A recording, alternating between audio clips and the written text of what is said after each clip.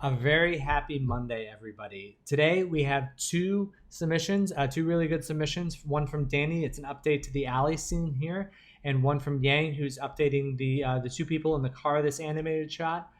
So lots of fun stuff to go over today. I think they're both making huge improvements and really looking good. One announcement in order to, before we get rolling, I have 10 days until my wife's due date, at which time I will be taking a couple weeks off, but rest assured we've got a plan in place. Many of you know Franchesco Giraldini. He is a lighting lead at DreamWorks. He will be joining us and subbing in for me during that 2 weeks, and will be conducting some lighting critiques to our students here in the Lighting Student Forum. So we're really excited about that. I think you guys, he's a phenomenal artist, has an incredible eye. I think you guys are going to learn a lot from him. And it's actually something that we're interested in moving forward, the idea of bringing in an occasional guest critiquer, so you guys can get a little bit of a different perspective on things, because like I said, I've been working in this industry for a long time, but my opinion is not the only one that exists out there. There's a lot of other great artists that you can learn from, and we want to make sure that we're giving you a more a broader I hit the microphone. A broader array of people giving their opinion, so you have a broader education structure. So that's where we are. Okay, so let's get started. So and by the way, if you have any questions about that, just let us know. You can make a comment down below, or reach out to me at mike@academyofanimatedart.com. Okay, so Dani, great stuff. Love the updates. Love the added spotlight here. It's much more dramatic. The biggest thing that I like about it is the secondary effects that we're getting out of this. So we've got light screaming out of this window, hitting here, and now we're getting this secondary bounce light up there. So cool, feeling realistic, feeling like everything's being integrated into the same idea, and that's really working well. A few things that I want you to work on for the next iteration. Number one, I also love that you darken the background back here. We're really focusing in on that foreground. Very cool. It is a little bit too dark, and that's totally fine, because that's what I like to think of when I'm working on something. Is I always like to make sure that if I want to try something, to at least to maybe overcorrect it. I always think about it like when you're focusing a lens on a camera, you kind of like, you're trying to get the perfect focal point on it, so you rotate a lot one way and you go too far, and then you come back, you go too far this way, and you just kind of like zero it in. I think it's the same thing when you're lighting in CG.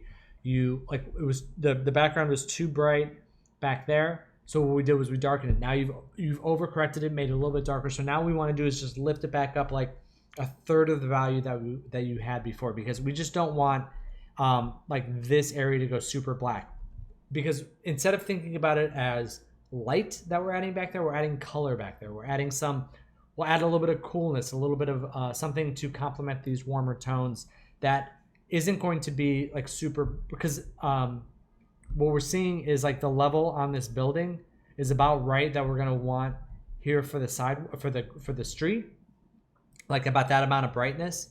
But what's going to happen is if you lift the sky dome and get that street up to that level, this building will get too bright, right? So what we want to do is we want to lift up and then pull back on that shader to get that kind of falling into place and working out a little better, because that's about the level that we want that building at. It's just like the awnings and the bars and the windows and all the other stuff isn't bright enough, so we want to just dial that in. In terms of what we're seeing in the foreground here, I think it's looking really good. I would soften this central spotlight just a little bit more, just like a touch more, because we want it to just blend in a little bit more subtly there. Again, love the bounce light. Watch out for these. I would even like turn off specularity on this grass.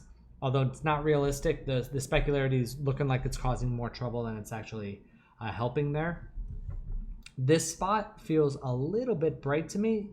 That might just be a reaction of it bouncing off of here, but it feels like it would bounce this way and not as much there. But I could be wrong on that. So maybe just like a little light blocker in there to kind of tone that down, like 50%.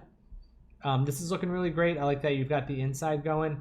It would be nice to get a little bit more rim on these plants here. And then a big one, and I'll show you this, is I think we can just add a little bit. Like this is like the perfect shot to add a little bit of diffusion to. Let me show you here. So we're gonna copy the whole thing. Let's filter, add a little Gaussian blur to it. Probably at this size, we'll do like, yeah, 9 pixels is fine. It's gonna be a little softer than what I normally do, but I think that's fine. Screen it back over.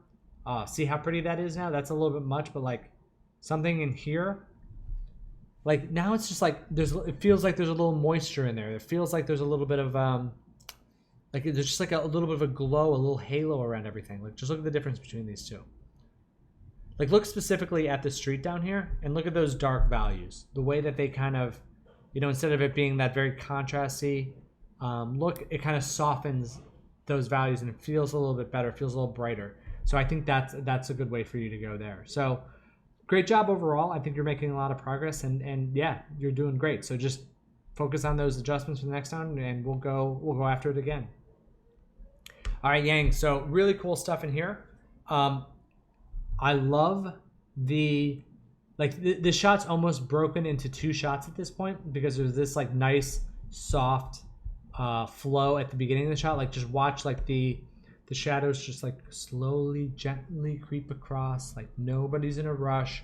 Everything's fine. Then all of a sudden, like he starts to panic, and when he does, you can see the light get brighter on them. And then all of a sudden, oh my gosh, it's chaos and these colored lights and all that good stuff. So it's your structure of it's great. Everything's going really well that way. So, and this could be explained away, but like one of the things I was kind of hoping for, and this stinks because it's like an animation thing, but like I was thinking maybe just like a windshield wiper in there too. If you could just do that, that would be beneficial. Or maybe, you know, and I was gonna say it explains it away. Maybe it's like the rain has stopped, but either way.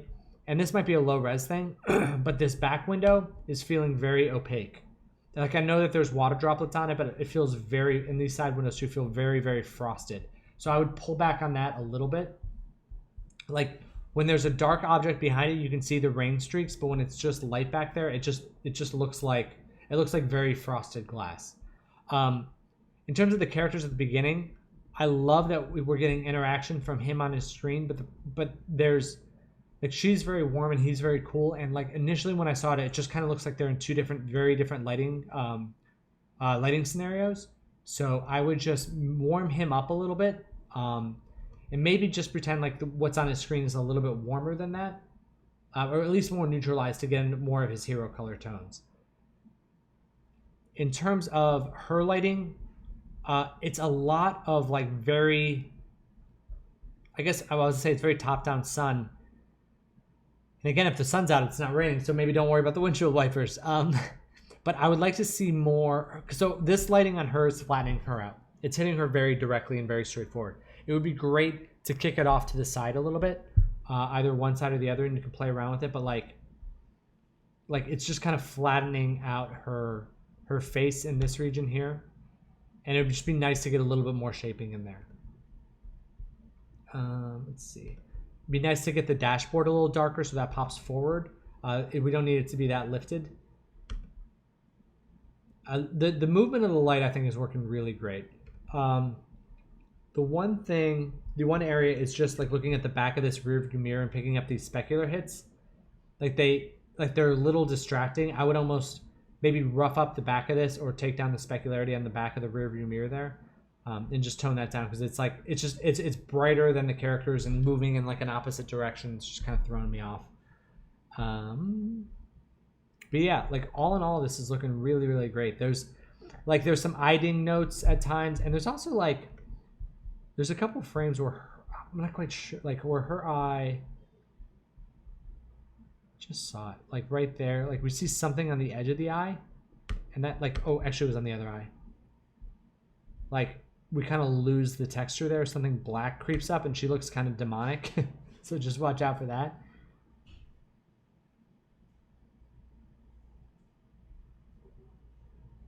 And I think more light can come in from the side and hit him at the beginning. Like one like pocket of light that kind of comes in and warms him up from the side and just passes by him slowly the way it does on her. I think would be really beneficial. So maybe just like adding a warm area light that they pass by.